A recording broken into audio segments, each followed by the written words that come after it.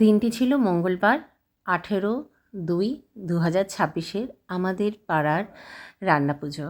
আর সেদিন দেখো অনেক ভোর ভোর উঠে গিয়েছিলাম। গুড মর্নিং সবাইকে। তখন প্রায় ঘড়িতে বাজে 4:45। আমার বান্ধবী প্রিয়া আমাকে ডেকে দিয়েছিল ফোনেতে, আর চট করে উঠে তোমাদের একটু বাইরের দৃশ্যটা দেখিয়ে নিলাম। তখনও কিন্তু বাইরেটা অন্ধকার, আর এরকম বাসি উঠোনে জল দিয়েই আমি রেডি হয়ে নেব। স্নান তখন আমার কমপ্লিট।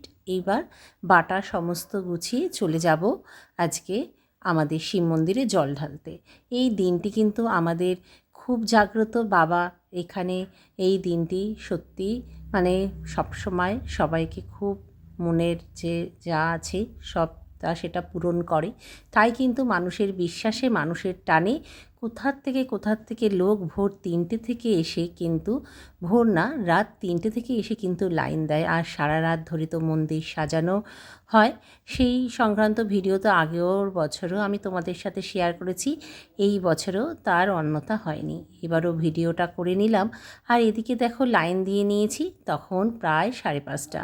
আমার বান্ধবী প্রিয়া, আর এই যে আমার বান্ধবী প্রিয়া আর আমি দুজনে মিলে কিন্তু লাইনে দাঁড়িয়ে পড়েছি, আর তার সাথে ওর কর্তামশাই। আর ওইখানে কিন্তু দোকানপাটও বসেছিল ফুলের, সেখান থেকেই আমি একটা ফুলের মালাও নিয়ে নিয়েছিলাম। দেখো বেশ কিন্তু তখন লম্বা লাইন, আর বেলা বাড়ার সাথে সাথে কিন্তু আরও এই লাইন লম্বাই হতে থাকে। মানুষের বললাম ওই যে বিশ্বাস টানে ভগবানের, সবটাই কিন্তু বিশ্বাসেই মানুষ অনেক দূর দূর থেকে ছুটে চলে আসে। আর এই যে তখন ভোর 6টা 6:30 দেখো আলো হয়ে গেছে, আর আমাদেরও কিন্তু বাবার মাথায় জল ঢালা হয়ে গেছে। মনটা এত শান্তি লাগে। আর সেই দিনটা প্রত্যেক বছরই কিন্তু আমরা বাবার মাথায় জল ঢেলে থাকি। আর দেখো এখনও কিন্তু বেশ লম্বা লাইন, আর একটু মন্দিরটা এত সুন্দর সাজানো হয়েছে সেটা একটু তোমাদের সাথে শেয়ার করে নিলাম। জল ঢালার পরে একটু মন্দিরের সামনে এসে একটু বাবাকেও তোমাদের সাথে দর্শন করিয়ে নিই। এই দেখো তখনও জল ঢালা চলছে। আর এই যে আমাদের বাবা খুব জাগ্রত। তোমরা যারা ক্যামেরার ওই পারে আছো সবাই এখান থেকেই তোমাদের মনের আশা পূরণ করো বাবা। আর এইদিকে আমি ঝটফট ফুল নিয়ে আমার ঘরের পুজোটা সেদিনকে কমপ্লিট করে নেব সকাল সকাল, যেহেতু আমার সমস্ত কাজ হয়ে গেছে। আর ওদিকে সেদিন একটু ইচ্ছা হলো আমার গোপাল সোনাকেও একটু ভোগ দিয়ে দেবো বাড়িতে, অন্নভোগ। আর তার ফাঁকেই আমাদের তো রান্না পুজো হচ্ছিল, সেখানেই আমি যে আমার ভাইরা সব কাজ করছিল তাদের জন্য একটু চা বানিয়ে ফেললাম। আর এই দেখো ঠাকুর ঘরে এসে বাবা পঞ্চাননকে ভালোভাবে গঙ্গা জল ঘি মধু দিয়ে স্নান করি, অর্পণ করিয়ে আমি ফুল মালা চন্দন পরিয়ে আজকে তাড়াতাড়ি করে ঠাকুর ঘরের আমার পুজোটা কিন্তু আমি কমপ্লিট করে নেব। কেন সারাদিন আমাকে ফ্রি থাকতে হবে।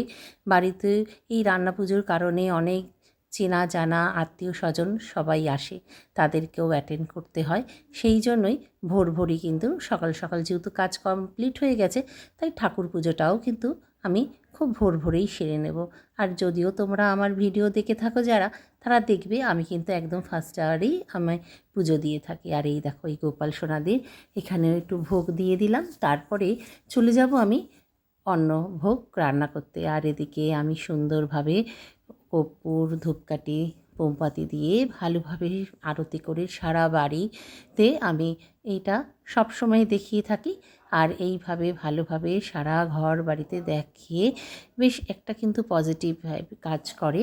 এই দেখো তুলসী মঞ্চে দেখিয়ে সারা বাড়ি দেখিয়ে আজকে আমি আমার পুজো সম্পূর্ণ করলাম। আর ওদিকে বাবা পঞ্চাননের মন্দিরের সামনেও একটু আরতি করে নিলাম। তারপরে যথারীতি গরম জল খেয়ে নেব, যেটা আমি খেয়ে থাকি। তখন প্রায় বাজে ঘড়িতে এই 8:30। দেখো কত সকাল সকাল কিন্তু সব কিছু কমপ্লিট হয়ে গেছে। আর ওদিকে বাবা পঞ্চাননের গান হচ্ছে মাইকে, আর আমি ওই জল খেতে খেতে একটু শুনে নিচ্ছি। এত সুন্দর লাগছে, মনটা বেশ ভালো লাগছে। তারপরেই ঠাকুর ঘরের জন্য পায়েস ভোগ রান্না করে নিলাম, আর ওদিকে ঠান্ডা করে গোপালকে কিন্তু আমি ভোগ নিবেদনও করে দিলাম। আর ইচ্ছা হলো ভোগ করতে করতে একটু বাবা পঞ্চাননকেও কিন্তু মন্দিরে ভোগ দেব। তাই যথারীতি আমি সেদিন ওই বাবা পঞ্চাননের মন্দিরেও আমি এই অন্নভোগ কিন্তু দিয়েছিলাম। যাই হোক, দেখো আমার গোপু সোনাদের